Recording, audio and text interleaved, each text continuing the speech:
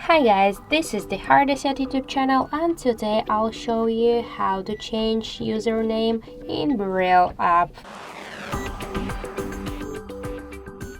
So just first we should open our application and then tap on the right upper corner. Here you'll see your photo on your name and username. Just click to the name. You can change your full name or username by this way. Just click to the username and you can remove your name and enter the new one. Click change username and we can see our current username and the new one.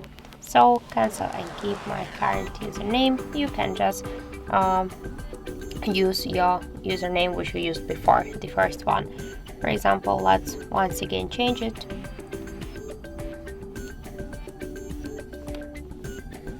Just tap to X icon. Okay. Will be active after your post on the next BeReal notification. Okay, and after that you will post your next BeReal notification, you will see your new username. So